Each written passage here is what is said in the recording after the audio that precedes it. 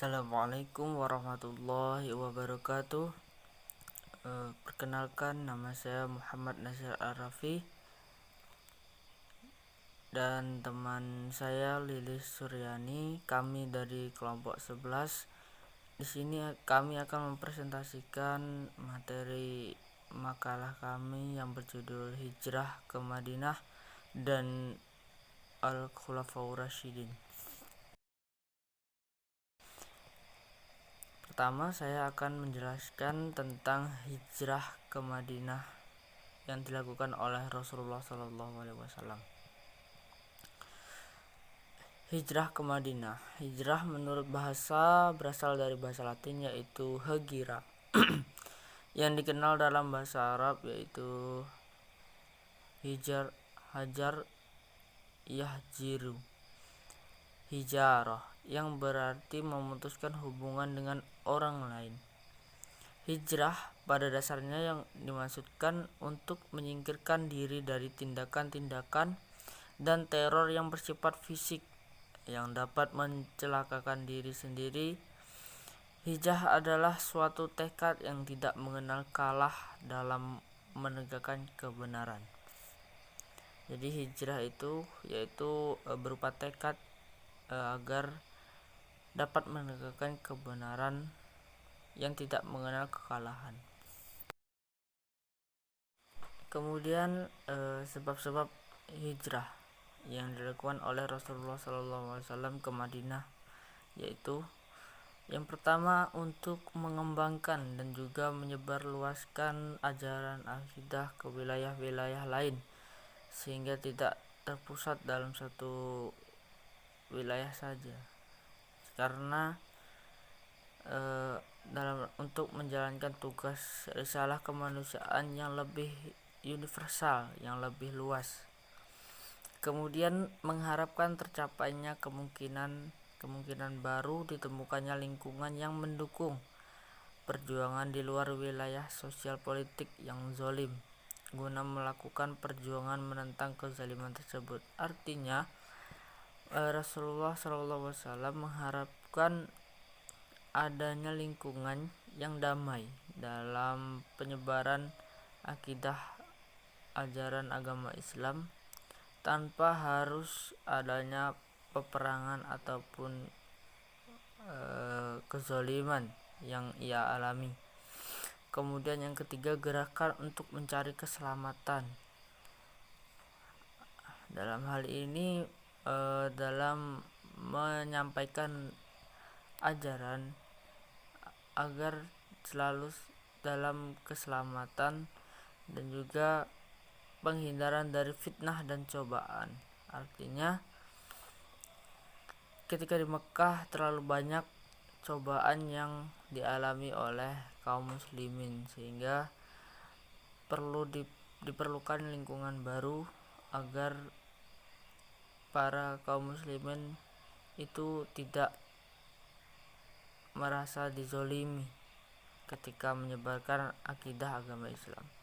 Yang terakhir, menjalin ikatan yang kuat, menghimpun kekuatan, memperoleh daerah strategis untuk membentuk suatu kekuatan politik, yang artinya yaitu mencari lingkungan baru lah, ya, juga mencari kekuatan untuk menyusun sebuah strategi dan juga kekuatan politik yang baru. Kabar gembira dari Yathrib. Ini berupa perjanjian Aqobah yang dilakukan 2 kali, yaitu isinya untuk mendengar dan taat dalam segala keadaan yang dialami Nabi. Yang kedua, untuk menafkahkan harta ketika dalam sulit dan mudah. Yang ketiga, untuk menyuruh kepada yang benar dan mencegah dari yang salah. Yang keempat, untuk mengharap ridho Allah dan tidak takut atau risau dengan celaan orang. Untuk menolong Nabi jika Nabi datang kepada penduduk Madinah. Artinya perjanjian ini untuk menggabungkan antara kaum muslimin yaitu kaum muhajirin dan juga kaum ansor yang ada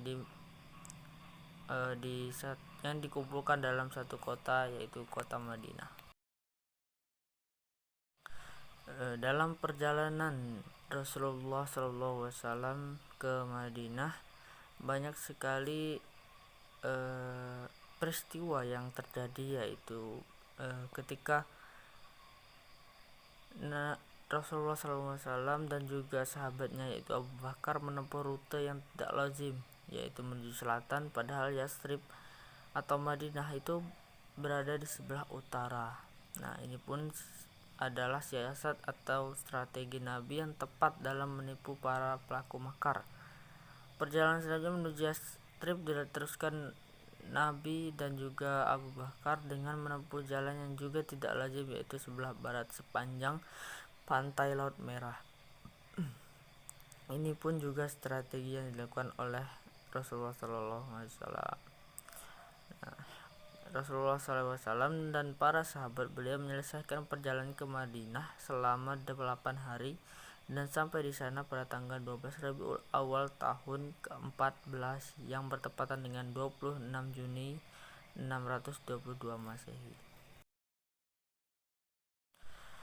Dalam dakwahnya Rasulullah SAW itu meletakkan dasar-dasar kehidupan bermasyarakat bagi kehidupan seluruh masyarakat kota Madinah. Yang pertama, membangun ukhuwah Islamiyah. Rasulullah SAW mempersaudarakan antara golongan muhajirin dan juga golongan ansor untuk menimbulkan rasa persaudaraan dan juga membangun sikap tolong menolong antar sesama kaum muslimin. Kemudian, janganlah kaum Yahudi mendengki kaum muslimin dan sebaliknya janganlah kaum muslimin mendengki mereka. Artinya Rasulullah SAW tidak ingin ada perpecahan atau perdengkian antara kedua belah pihak.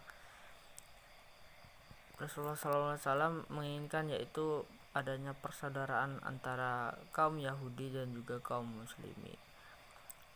Kemudian kaum Yahudi dan kaum muslimin masing-masing merdeka mengerjakan agamanya dan masing-masing jangan saling mengganggu. Artinya tidak ada pemaksaan dalam ajaran agama Islam. Kaum bangsa Yahudi berhak untuk mengikut atau tidak, itu terserah dari pemikiran mereka.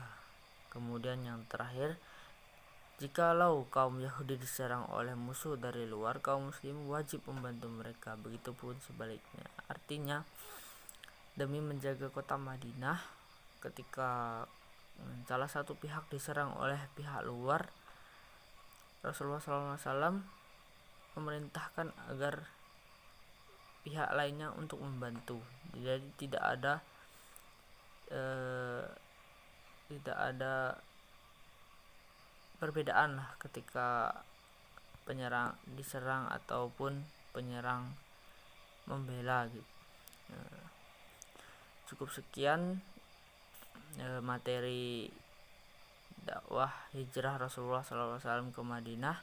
Selanjutnya akan dijelaskan materi tentang Al-Khulafaur Rasyidin yang dijelaskan oleh teman saya Lilis Suryani.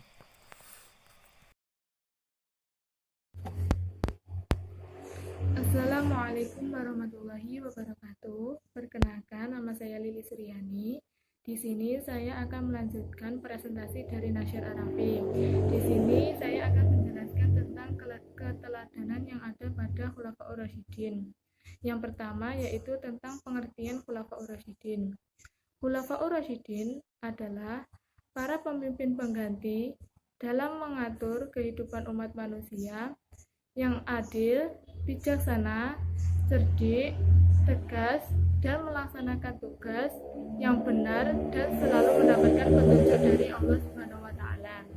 Khulafaur Rasyidin merupakan pemimpin umat Islam pengganti Rasulullah setelah beliau wafat. Pengangkatan Khulafaur Rasyidin melalui dua metode. Yang pertama yaitu melalui musyawarah yang dilakukan oleh para sahabat Nabi, dan yang kedua dengan dipilih langsung oleh khalifah sebelumnya. Khalifah yang pertama yaitu Abu Bakar As-Siddiq. Keteladanan yang dapat kita ambil dari sosok Khalifah Abu Bakar As-Siddiq, yaitu bijaksana dan tegas. Kebijaksanaan Abu Bakar dapat dilihat dari pengambilan keputusan-keputusan beliau yang bijaksana. Salah satunya yaitu dengan memerangi orang-orang yang murtad, membangkang, dan tidak mau membayar zakat. Beliau juga menolak orang-orang yang tidak mau patuh dengannya. Selain itu, sosok Abu Bakar juga dikenal dengan sosok yang lemah lembut, sopan, dan murah hati. Akan tetapi, beliau juga termasuk sosok yang tegas. Ketegasannya dibuktikan dengan beliau melempar Fujaah ke api karena Fujaah mengkhianati Islam.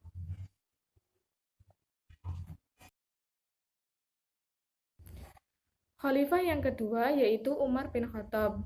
Di kalangan para sahabat Nabi Muhammad SAW, Umar bin Khattab dikenal memiliki sifat abqari, yaitu orang-orang yang memiliki sifat ini dikenal dengan orang yang kuat, pemberani, berjiwa pemimpin, punya banyak pengikut, dan berbicara mewakili mereka. Keberanian Umar bin Khattab untuk berijtihad juga merupakan faktor yang banyak membuat pembaharuan di dunia Islam. Keberanian Umar bin Khattab dapat mengembangkan Islam. Ini merupakan Umar adalah sosok pemimpin yang mempunyai pemikiran tersendiri dalam Islam. Terbukti dengan pembaharuan-pembaharuan yang ia buat.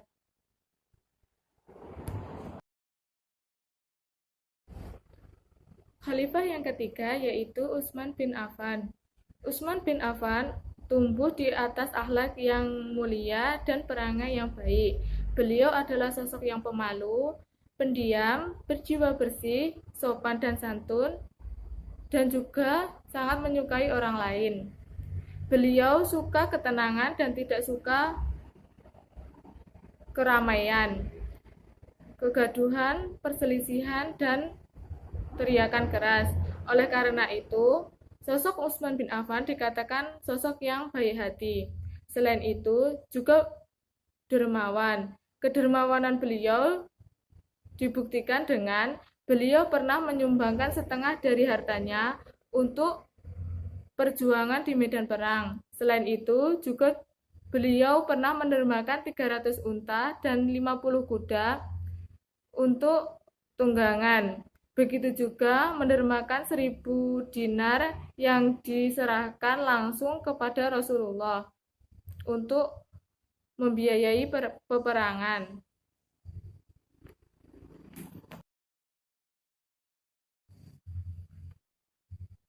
Khalifah yang terakhir yaitu Ali bin Abi Thalib. Ali bin Abi Thalib dikenal sebagai sosok yang cerdas dan sabar. Beliau juga memiliki kelebihan yaitu teliti. Tidak dapat dipungkiri bahwa kematian khalifah sebelumnya Utsman bin Affan menimbulkan ekonomi yang sulit bagi Khalifah Ali bin Abi Thalib, juga ketidaktentraman rakyatnya. Kecerdasan Ali bin Abi Thalib ditandai dengan beliau dapat membaca strategi yang dilakukan oleh Muawiyah. Pada saat itu, Muawiyah menuntut Ali bin Abi Thalib untuk segera menemukan siapa yang telah membunuh Utsman. Akan tetapi, beliau lebih memilih untuk mengatur strategi tentang keamanan rakyat. Untuk menghadapi Muawiyah, Ali bin Abi Thalib merupakan sosok yang sabar. Beliau bahkan tidak membalas ketika Muawiyah memfitnah beliau bahwa Ali bin Abi Thalib lah yang telah membunuh Utsman. Sekian presentasi dari kami. Apabila ada kurang lebihnya, kami mohon maaf. Akhirnya, wassalamualaikum warahmatullahi wabarakatuh.